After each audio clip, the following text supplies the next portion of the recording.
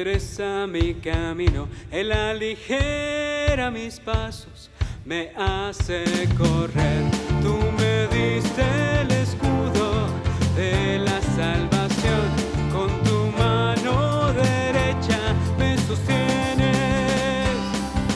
El Señor vive, bendita sea la roca, exaltado sea mi Dios, mi Salvador. Bendito sea el Señor. Él es el Dios que me protege, Él es el Dios que me libra de mis adversarios. El Señor vive, bendita sea la roca, exaltado sea mi Dios, mi Salvador. Bendito sea el Señor. Él es el Dios que me protege, Él es el Dios que me libra de mis adversarios.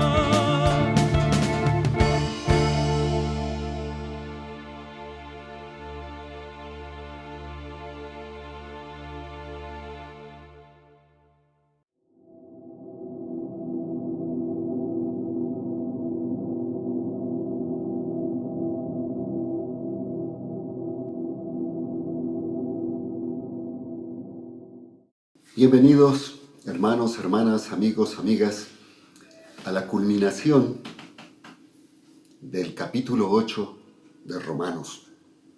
Hoy veremos la parte penúltima y mañana la última parte de este capítulo. Hoy titularemos El futuro asegurado de los hijos de Dios. Y está fundamentado en Romanos, el capítulo 8, los versos del 31 al 35. Permítanme leerlos. ¿Qué, pues, diremos frente a estas cosas? Si Dios es por nosotros, ¿quién contra nosotros? El que no eximió ni a su propio Hijo, sino que lo entregó por todos nosotros, ¿cómo no nos dará gratuitamente con Él todas las cosas? ¿Quién acusará a los hijos de Dios? El que justifica es Dios. ¿Quién es el que condenará?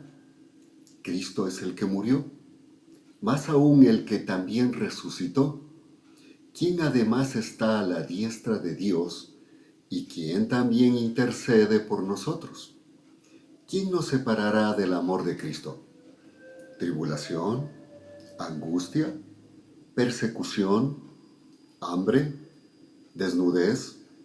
¿Peligros? ¿Espada? Dice Romanos 8, 31 al 35. Ahora oremos, por favor.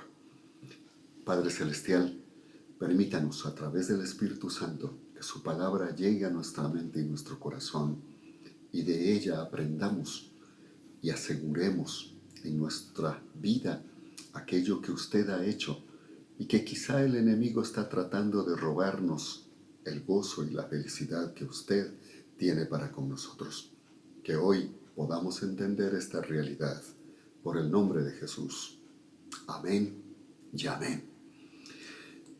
Pablo viene expresando claramente que el creyente en Cristo, es decir, el que ha recibido a Jesucristo como Señor y Salvador y tiene el Espíritu Santo en su vida, a pesar de todas las circunstancias que se presenten, Dios está obrando para bien y para llevarnos a la meta o propósito de que seamos como Jesucristo. Eso es lo que hemos venido hablando. Ese es el plan de Dios desde antes de la fundación del mundo y a lo que determinó o predestinó.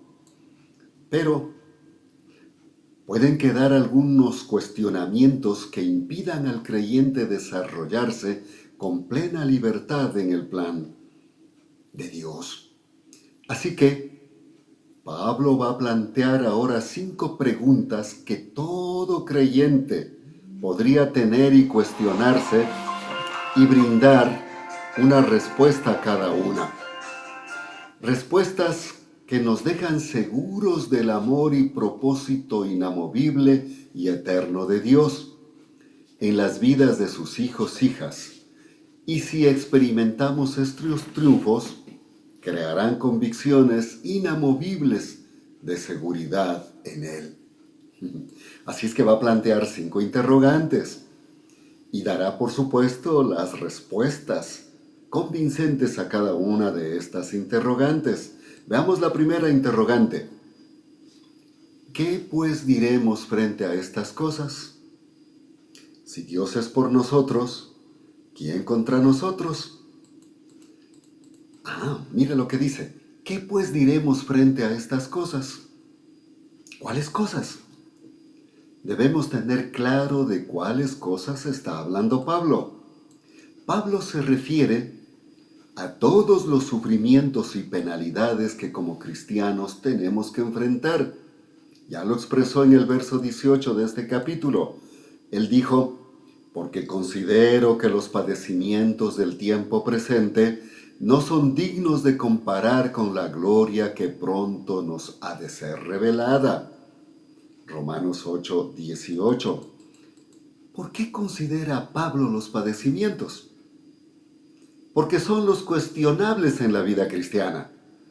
Pues si estamos en goce de bendiciones y todo nos va bien de acuerdo a este sistema, ¿quién sufre por eso? Nadie. Para Pablo, los creyentes pueden cuestionar la vida cristiana cuando tenemos que enfrentar sufrimientos y penalidades. Cuando estamos en esta condición nos preguntamos, ¿será que Dios nos ha abandonado? ¿Qué estamos haciendo mal para tener estas aflicciones? La respuesta que da Pablo es clara. No te preocupes, es parte de la lucha del creyente en el objetivo al que hemos sido llamados. Ten por cierto que en todas estas cosas somos más que vencedores. ¿Por qué? Y él responde en el verso 28 que ya lo habíamos estudiado. Porque sabemos que Dios hace que todas las cosas ayuden para bien a los que le aman, esto es, a los que son llamados conforme a su propósito. Romanos 8:28. Así que la respuesta de Pablo a este cuestionamiento en la vida de cualquier creyente es respondida con otra interrogante. La otra interrogante es, si Dios es por nosotros, ¿quién contra nosotros? La respuesta es obvia. Si Dios, con todo su poder, está con nosotros, nada ni nadie podrá contra nosotros en el cumplimiento de su propósito eterno y la seguridad de nuestra salvación en sus manos. ¿Se da cuenta? Usted y yo no estamos abandonados. Dios es por nosotros. Así que, cuando tengamos que enfrentar cosas que nos traen contrariedad, sufrimiento, penalidades, por estar en la obra del propósito de Dios, no debemos preocuparnos por el final. Dios nos dará la victoria. La victoria es nuestra y segura en Cristo. ¿Habrá oponentes en la vida cristiana? Claro que los hay, y muchísimos. Así es que nosotros debemos mantenernos firmes en esta condición. Cuando esto ocurre, nosotros tenemos solo que seguir adelante, porque Dios está con nosotros. En este caso, mire lo que dice, que nosotros estamos experimentando este tipo de sufrimientos. ¿Qué está pasando en nuestra vida cristiana? Dice la Escritura que cuando nos ponemos a la brecha de su obra, muchas veces la oposición y la persecución inclusive empezarán por casa. Jesús lo dijo de esta manera: no penséis que he venido para traer paz a la tierra. No he venido para traer paz, sino espada, porque yo he venido para poner en disensión al hombre contra su padre, a la hija contra su madre, y a la nuera contra su suegra. Y los enemigos de un hombre serán los de su propia casa. El que ama a padre o a madre más que a mí, no es digno de mí. Y el que ama a hijo o a hija más que a mí, no es digno de mí. El que no toma su cruz y sigue en pos de mí, no es digno de mí. El que halla su vida, la perderá, y el que pierda su vida por mi causa, la hallará. Mateo 10, 34 al 39. ¿Se acuerdan de esta paradoja que habíamos tratado? Así es que vamos a tener persecuciones, sí, claro. Pero cuando esto ocurre, Satanás querrá que crea que todo está mal y que ya no hay solución. Él está amedrentándonos. Sabe que si permanecemos firmes, Dios que está por nosotros nos dará la victoria y veremos almas salvas. ¿Cuántos han experimentado esta verdad? Cuando todo parece perdido, Dios muestra su poder y llega la victoria. Esto es lo que dice Pablo. Si Dios es por nosotros, nadie podrá detenernos en su obra y propósito eterno. Deje que le dé algunos pasajes que le van a animar. Veamos, por ejemplo, el Salmo de David. Jehová es mi luz y mi salvación. ¿De quién temeré? Jehová es la fortaleza de mi vida. ¿De quién me he de atemorizar? Dice David en el Salmo 27, el verso 1. O como lo diría Isaías, ¿no lo has sabido? ¿No has oído que Jehová es el Dios eterno que creó los confines de la tierra? No se cansa ni se fatiga, y su entendimiento es insondable. Da fuerzas al cansado y le aumenta el poder al que no tiene vigor. Aún los muchachos se fatigan y se cansan, los jóvenes tropiezan y caen, pero los que esperan en Jehová renovarán sus fuerzas, levantarán las alas como águilas, correrán y no se cansarán, caminarán y no se fatigarán. He leído Isaías 40 del 28 al 31. Así que, cuando esté sufriendo injustamente por la obra de Dios en su vida, recuerde que el triunfo es seguro. No se deje atemorizar ni amedrentar sobre el futuro. Por la fe sabemos que si Dios está por nosotros, nadie podrá contra los hijos y las hijas de Dios. Vamos a la segunda interrogante. Dice el verso 32, el que no eximió ni a su propio Hijo, sino que lo entregó por todos nosotros, ¿cómo no nos dará gratuitamente también con Él todas las cosas? Romanos 8:32. Antes de hacer la pregunta, Pablo nos pone de manifiesto la realidad demostrada por Dios mediante su amor redentor e inquebrantable. Dice que si Dios no eximió o escatimó a su propio Hijo para salvarnos, aun cuando éramos pecadores, ¿qué nos hace pensar que ahora como sus hijos, sus hijas, no nos dará gratuitamente también con Él todas las cosas? Sí, si en realidad somos sus hijos, sus hijas, la respuesta es obvia, nos dará todo. Pero, ¿qué implica todo? ¿Estará diciendo que nos dará todo lo que nosotros en nuestra demanda conforme al sistema querramos? Casa, auto, dinero, buen trabajo, poder, etcétera, etcétera. Pues eso es lo que el sistema nos vende. Supuestamente como gratificación de habernos acercado a Él y tenerlo, haber creído como nuestro Dios, esperamos que Él, que todo lo puede, debería tenernos sobre todos los lujos, al menos las comodidades que todos tienen. Eso es lo que nos vende el Evangelio de la prosperidad. ¿Le han hecho esta confrontación a lo mejor su familia y amigos? A lo mejor le están diciendo, si crees en Dios, ¿por qué no tienes esto? ¿Por qué no has alcanzado aquello?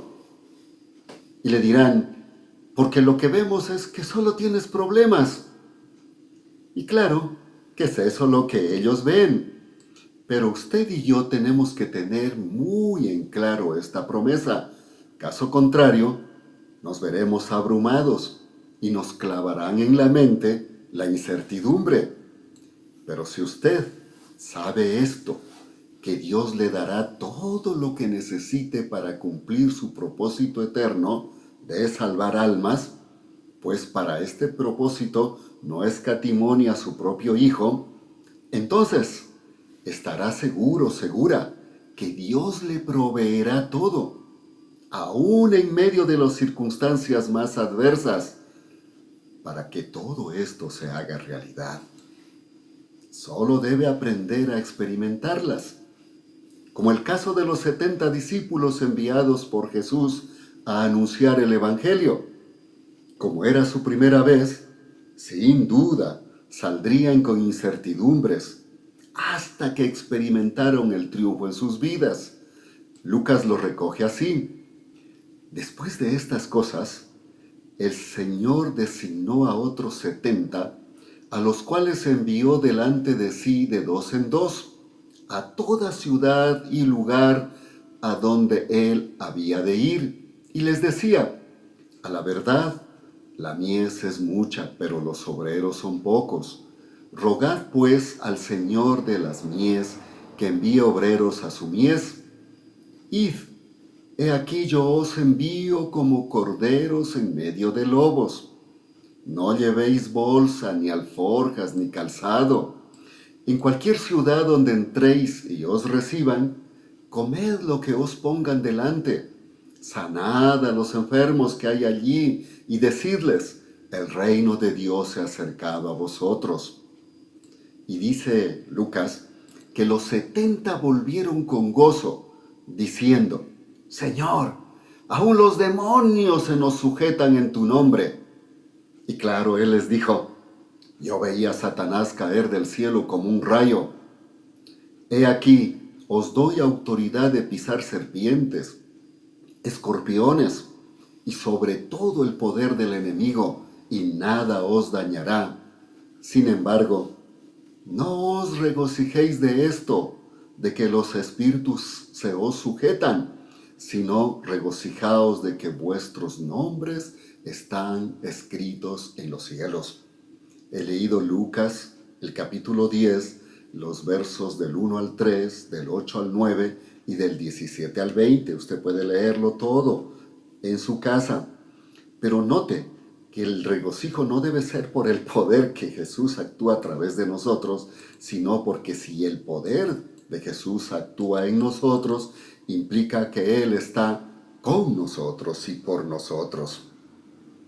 Jesús entonces les dijo a estos 70 categóricamente que los enviaba como corderos en medio de lobos. Pero Jesús sabía que Dios iba adelante para darles la victoria. Usted y yo también, aunque tengamos oposición y sufrimiento, sabemos que la victoria es segura y la obra del Señor será hecha. Entonces, nuestra experiencia se transformará en gozo y seguridad. Recuerde, Dios nos dará todo lo necesario para cumplir su propósito. Vamos a la tercera interrogante. Verso 33. ¿Quién acusará a los escogidos de Dios? El que justifica es Dios. Romanos 8:33. La tercera pregunta entonces es: ¿quién acusará a los escogidos de Dios? Note que dice a los escogidos de Dios, o sea, a los creyentes. ¿Por qué? La respuesta también es obvia.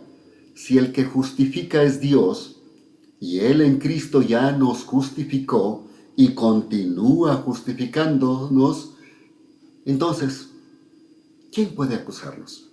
Nadie. Pero ¿es verdad que tenemos acusadores tanto en la tierra como en los lugares espirituales? Sí, claro. En la tierra, por los que se oponen a su obra. Y en los lugares espirituales, Satanás y sus ángeles caídos. Usted conoce cómo acusó Satanás a Job.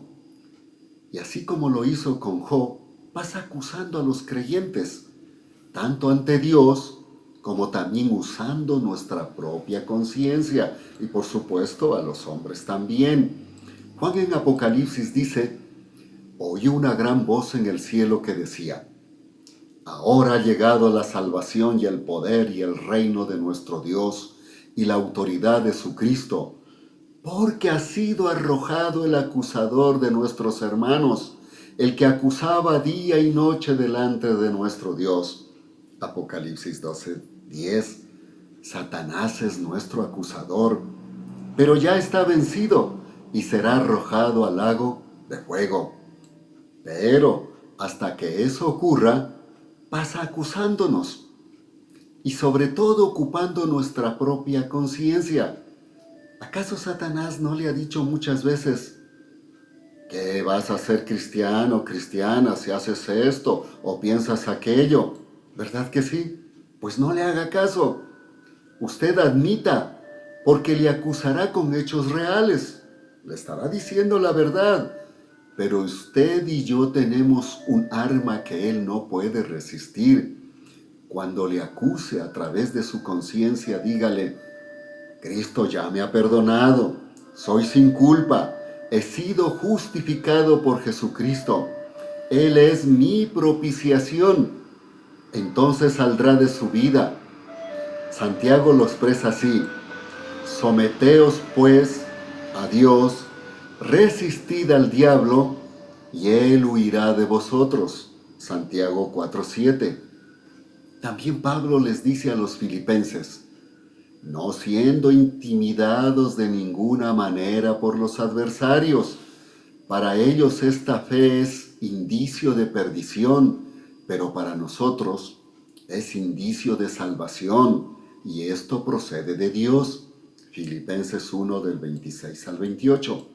Esto nos lleva a la seguridad que no hay nadie que pueda acusar a los hijos e hijas de Dios. Esto es, a los que están en Cristo, pues Dios está con nosotros, está a nuestro favor. La pena que pesaba por ser pecadores fue consumada por Cristo cuando creímos en Él. Ya hemos sido justificados. Por tanto, el único que podía acusarnos como juez ya nos perdonó.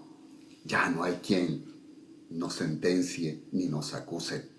Vamos a la cuarta interrogante. ¿Quién es el que condenará? Y Pablo responde: Cristo es el que murió, más aún el que también resucitó, quien además está a la diestra de Dios y quien también intercede por nosotros. Romanos 8:34. ¿Quién es el que tiene autoridad para condenarnos, dictando sentencia en contra nuestra? La respuesta es Dios, porque contra Él, y solo contra Él hemos pecado. Es lo que confesó David en el Salmo 51. Él dice: contra ti solo he pecado y he hecho lo malo ante tus ojos. Seas tú reconocido justo en tu palabra y tenido por puro en tu juicio. Salmo 51:4. Por tanto, nadie aparte de Dios puede condenarnos. Él es el único que puede y debe hacerlo. Pero en Cristo ya nos justificó. Entonces, ¿quién más puede hacerlo? La respuesta es nadie. Solo Dios tiene esta potestad. Pero el juez que puede condenarnos ya nos eximió de culpa a través de Jesucristo nuestro Señor. Así es que Pablo va a poner para esta interrogante 4 pruebas que el juez, Dios justo, ha receptado a nuestro favor de parte de Jesucristo y por ende nos ha declarado justos. ¿Sabe cuál es? Le dije que da 4. Primero, Cristo es el que murió. Nosotros estábamos sentenciados a muerte, pero Jesucristo pagó nuestra pena. Él asumió la sentencia del pecado en la cruz. Murió para ser nuestro sustituto. Por supuesto, si nos acercamos a Él y lo recibimos como Señor y Salvador. Dice la palabra: porque la paga del pecado es muerte, pero el don de Dios es vida eterna en Cristo Jesús, Señor nuestro. Romanos 6:23. Cristo nos redimió de la maldición de la ley al hacerse maldición por nosotros. Ajá, porque está escrito, maldito todo el que es colgado en un madero. Gálatas 3:13. Por tanto, diría Pablo en Romanos 8 al verso 1, ahora pues, ninguna condenación hay para los que están en Cristo Jesús. Si usted ya lo ha recibido a Jesucristo como Señor y Salvador, entonces Cristo es sustituto ante Dios, el juez. El juez le justificó, ya le perdonó. No hay nadie más quien le condene. Ya no hay sentencia para los hijos e hijas de Dios. La segunda prueba que va a poner a esta interrogante es que Jesucristo resucitó. Dice, es el que también resucitó. Otra prueba es la resurrección. Si Dios resucitó a Jesús y en Él nos perdonó, entonces también resucitará nuestro cuerpo mortal. Dice en 2 Corintios 4:14, sabiendo que el que resucitó al Señor Jesús, también nos resucitará a nosotros con Jesús y nos presentará a su lado juntamente con vosotros.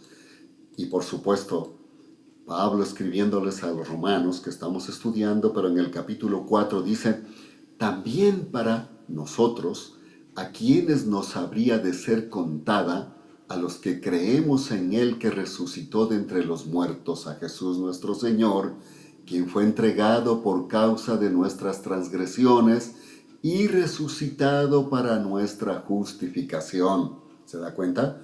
Romanos 4, 24, 25. La prueba es clara. Cristo resucitó. Por tanto, nuestra condena de muerte ha sido abolida. Y la prueba es que Dios nos resucitará al igual como lo hizo con Cristo, con un cuerpo glorioso, incorruptible y eterno. Amén, ¿verdad? Vamos a la tercera prueba. Dice que además está a la diestra de Dios. La tercera prueba es que Jesús está a la diestra de Dios. Es decir, ha sido exaltado hasta lo sumo. Por tanto, si Jesús está en todo poder, ¿quién nos podrá condenar?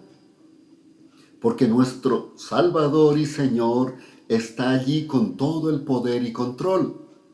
Pablo lo dice así, se humilló a sí mismo haciéndose obediente hasta la muerte y muerte de cruz, por lo cual también Dios lo exaltó hasta lo sumo y le otorgó el nombre que es sobre todo nombre, para que en el nombre de Jesús se doble toda rodilla de los que están en los cielos, en la tierra y debajo de la tierra, y toda lengua confiese para gloria de Dios Padre que Jesucristo es Señor. Filipenses 2, del 8 al 11. Y Juan en Apocalipsis manifiesta, y decían a gran voz, digno es el Cordero que fue inmolado de recibir el poder, las riquezas, la sabiduría, la fortaleza, la honra, la gloria y la alabanza. Y oí a toda criatura que está en el cielo y sobre la tierra, y debajo de la tierra y en el mar, y en todas las cosas que hay en ellos, diciendo, al que está sentado en el trono y al Cordero sean la bendición y la honra y la gloria y el poder por los siglos de los siglos. Apocalipsis 5 del 12 al 13. Piense, si ante Jesús se doblará toda rodilla y confesará que Él es el Señor, porque Él es digno de tomarlo todo, dado que se humilló, se despojó de sus poderes y comodidad y llegó hasta la muerte para salvarnos de acuerdo al plan de Dios, entonces, si Jesús ha tomado todo el poder y está a la diestra de Dios y Él nos aceptó y nos salvó, ¿quién podrá condenarnos? Dado que el juez es quien nos ha justificado, nadie más puede hacerlo. Y la cuarta prueba, y quien también intercede por nosotros. Dado que usted y yo no somos perfectos, fallamos, y como la paga del pecado es la muerte, la Escritura dice, porque la paga del pecado es muerte. Romanos 6:23 en su primera parte. Y también va a decir en Ezequiel, el alma que peca, esa morirá. El hijo no cargará con el pecado del padre, ni el padre cargará con el pecado del hijo. Ezequiel 18:20. Entonces, cuando pecamos, consciente o inconscientemente, siendo creyentes, ¿cómo alcanzamos el perdón o justificación por esos pecados? La respuesta es que mientras estemos en esa condición, entramos en lo que se llama la muerte temporal. Y mientras no nos acerquemos al único que puede justificarnos, estaremos bajo la pena de muerte. Por eso Juan en su carta dice, hijitos míos, estas cosas os escribo para que no pequéis. Y si alguno peca, abogado tenemos delante del Padre a Jesucristo el justo. Y si confesamos nuestros pecados, Él es fiel y justo para perdonar nuestros pecados y limpiarnos de toda maldad. He leído 1 de Juan, capítulo 2, verso 1, y el capítulo 1, el verso 9. También Hebreos va a decir, pero hablando de Jesucristo, porque permanece para siempre, tiene un sacerdocio perpetuo. Por esto también puede salvar por completo a los que por medio de él se acercan a Dios, puesto que vive para siempre para interceder por ellos, porque tal sumo sacerdote nos convenía, santo, inocente, puro, apartado de los pecadores y exaltado más allá de los cielos. Hebreos 7, 24 y 25. Pablo entonces dice, ¿qué pasa si de alguna manera caemos en pecado? ¿Perderemos nuestra salvación? La respuesta es que si somos hijos e hijas, nos acercaremos de inmediato al trono de su gracia, confesaremos nuestro pecado, y Jesucristo, que es fiel a su promesa de salvación, intercederá al Padre y nos justificará. Amén. Gracias a Dios. Tenemos un intercesor, un sumo sacerdote celestial, velando por nosotros sus hijos, sus hijas. Claro que si persistimos en pecar, Dios nos disciplinará como hijos e hijas, a fin de que no tengamos que participar con aquellos que lo rechazan e irán a la condenación. Pero esto es materia de otro mensaje. Lo importante es que usted y yo, como creyentes, estemos seguros que en Cristo no hay condenación. Ya somos justificados. El juez que condena ya nos declaró justos. Así es que Pablo puso 4 pruebas para esto de que nadie nos puede condenar. Y vamos a la quinta interrogante. ¿Quién nos separará del amor de Cristo? ¿Tribulación, angustia, persecución, hambre, desnudez, peligros, espada? Romanos 8:35. Bueno, otra manera de hacer esta quinta pregunta es, ¿hay algo que nos pueda pasar o alguien que nos pueda hacer algo que haga que Jesucristo deje de amarnos y nos quite su amor? Pablo responde haciéndonos 7 preguntas, cuyas respuestas concluyentes es, nada de estas cosas que nos pase o nos hagan pueden separarnos del amor de Dios que es en Cristo Jesús. Entonces Pablo responde con 7 interrogantes de circunstancias propias de los creyentes en su vida y ministerio cristiano, y que la mayoría, él ya las había vivido, él las había experimentado. Vamos con la primera de estas 7. Él dice, ¿nos podrá separar las tribulaciones del amor de Cristo? ¿Pueden las tribulaciones separarnos del amor de Cristo? No, porque el creyente tiene el Espíritu Santo, quien le brinda su amor y protección, por lo tanto puede gozarse y gloriarse en las tribulaciones, porque sabe que éstas, en vez de alejarle, le acercan a Jesucristo su Señor. Pablo Su experiencia de esto lo dice así. Y no solo esto, sino que también nos gloriamos en las tribulaciones, sabiendo que la tribulación produce perseverancia. Romanos 5:3. Las tribulaciones producen perseverancia, o sea, un mejor carácter, nos llevan a ser mejores, cada vez más a la imagen de Jesús. Gracias a Dios. ¿Se da cuenta? Las tribulaciones no pueden separarnos del amor de Cristo, porque ellas nos acercan a Jesucristo. La segunda, ¿pueden separarnos las angustias? Pablo categóricamente manifiesta que éstas causan gozo, porque Dios se perfecciona en la debilidad. Y él dice, por eso me complazco en las debilidades, afrentas, necesidades, persecuciones y angustias por causa de Cristo, porque cuando soy débil, entonces soy fuerte.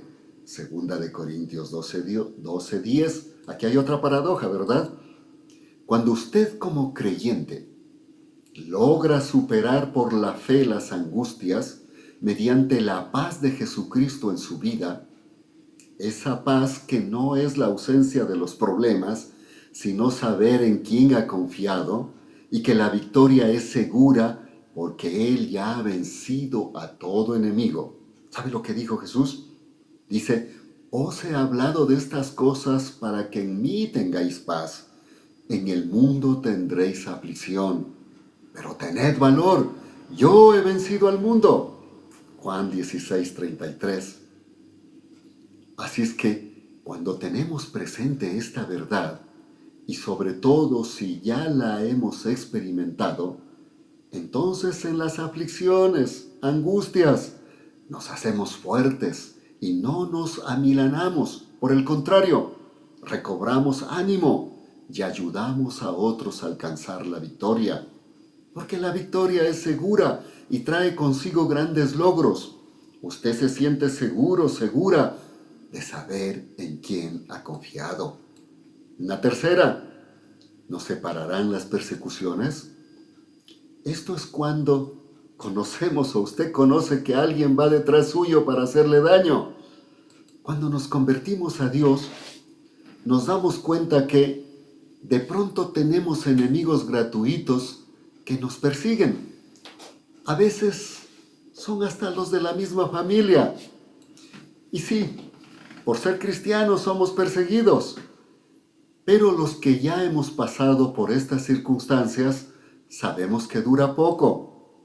Pronto quienes nos persiguen por nuestra fe se convierten o son derrotados en sus intenciones, porque la vida de Jesús en nosotros trae vida para los que creen.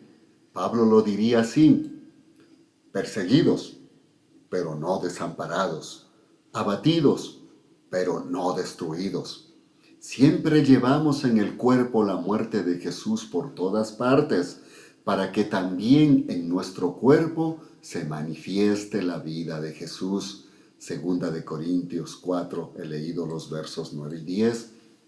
Las persecuciones por el Evangelio son prueba evidente de estar con Cristo, y esto nos muestra que estamos en su amor. Hay un dicho en el vulgo, ¿no es cierto?, que dice que cuando el perro ladra es porque estamos avanzando. Si tiene persecuciones, si tiene enemigos, es porque está avanzando en la vida cristiana. Una cuarta, hambre. El hambre, aquí en este pasaje, es la poca o ausencia total de la comida, del alimento para nuestro cuerpo. No estamos hablando del hambre espiritual. Esta es saciada constantemente por el Espíritu Santo.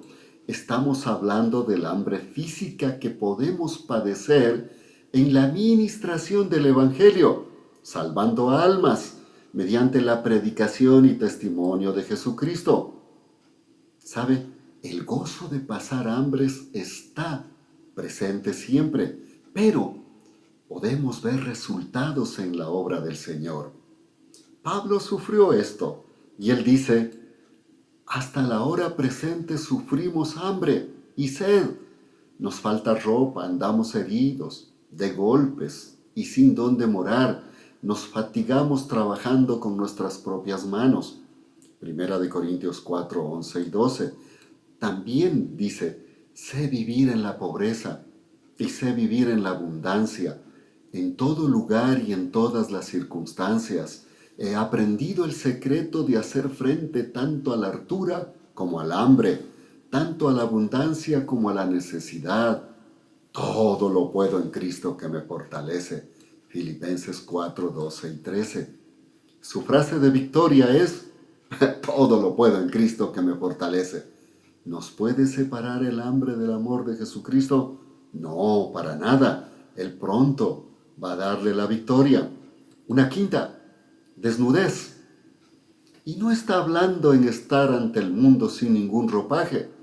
Está hablando de no tener una ropa adecuada o poca ropa con que presentarse. A veces nuestra condición por estar en la obra y compartir nos puede llevar a esta condición. Pero si es por la obra de Dios, nos gloriaremos en esto que Pablo llama debilidades, porque nuestro cuerpo quiere buena ropa para gloriarse. Algunos dicen, ay, a usted le queda bien esa ropa, pero no es de marca, ¿no es cierto? Pero usted y yo podemos gloriarnos en la obra del Señor antes que en estas frivolidades. Por supuesto, esto no quiere decir que debemos andar andrajosos, solo por recibir elogios de humildad, cuando sí tiene para vestirse acorde a su trabajo en el Señor. Está hablando de pasar por este tipo de necesidad por estar en la obra del Señor. Pablo lo vivió y dice, en trabajo arduo, en fatiga, en muchos desvelos, en hambre y sed, en muchos ayunos, y escucha, en frío y en desnudez. Y añade, si es preciso gloriarse, yo me gloriaré de mi debilidad. Segunda de Corintios 27 y 30.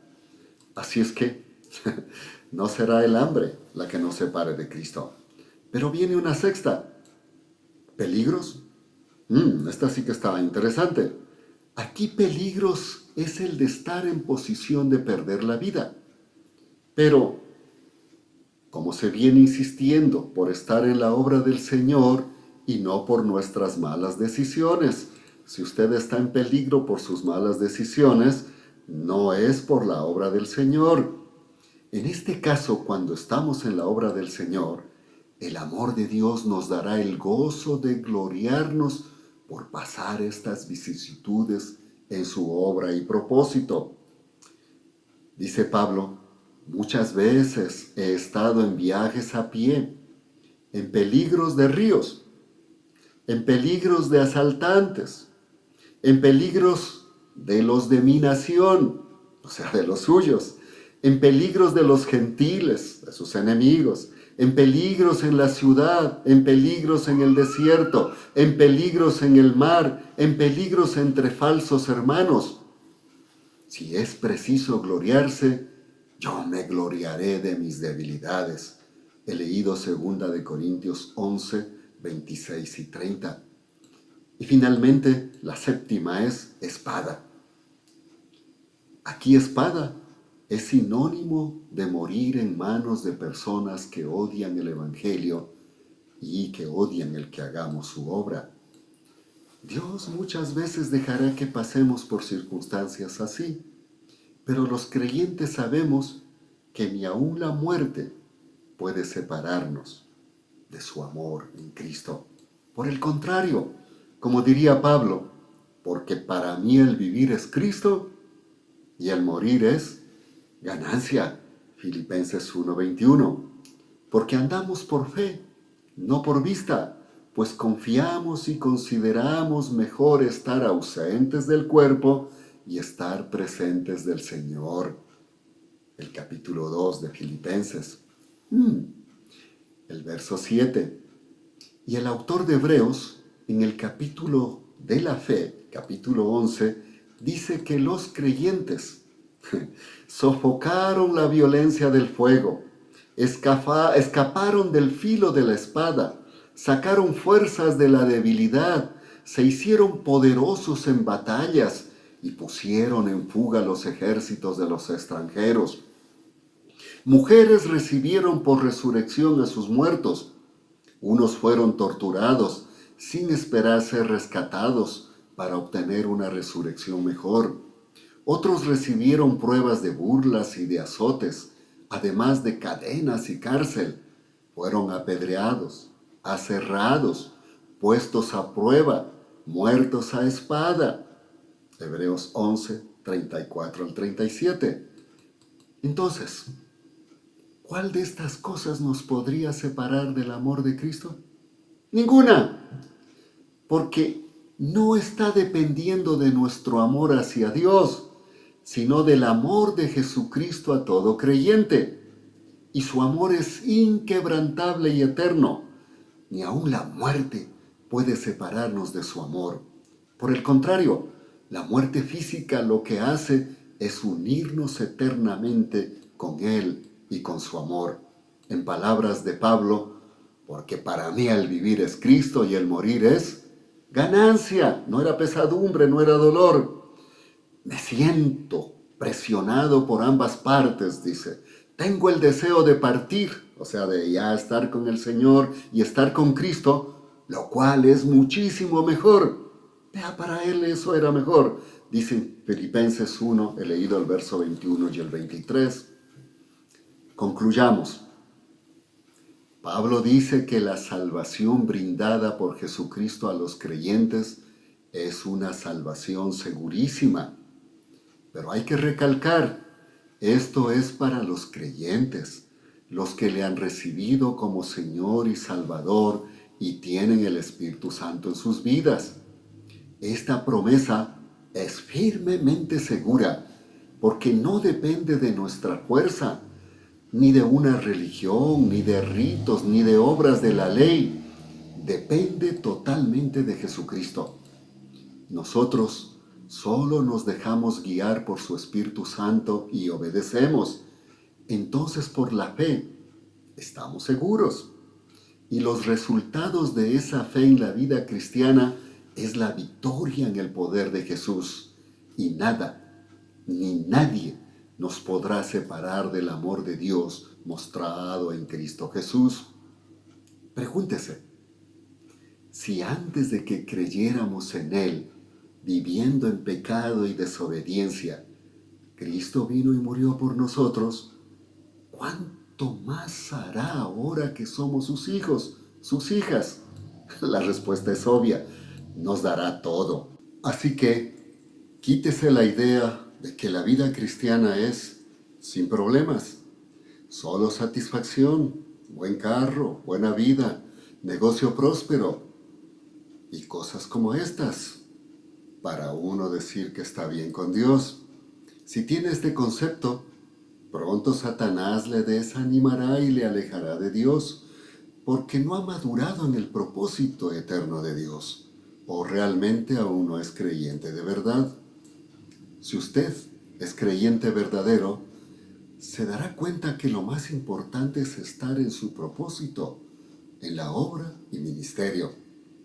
Entonces, usted sabrá que no importa lo que venga, sean bendiciones, sean gozos, sean momentos de alegría o sufrimientos, persecuciones, inclusive amenazas de muerte, usted estará entonces seguro, no le importará, porque su vida sabe que está segura, no está por estas cosas, sino por Jesucristo.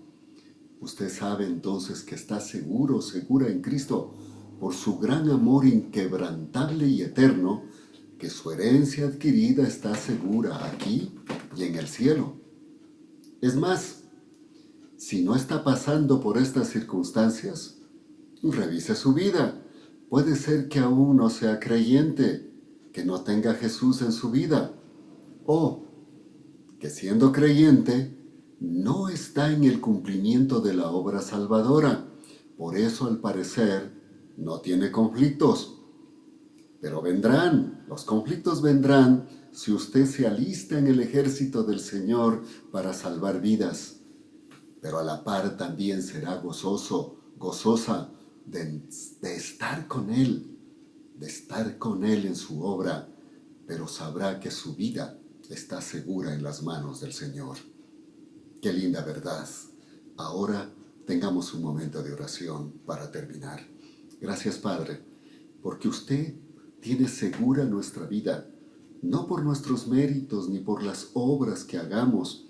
Está segura por su amor inquebrantable a través de Jesucristo, y nada ni nadie nos podrá apartar de su mano. Que esa sea nuestra verdad en Cristo Jesús. Amén y amén.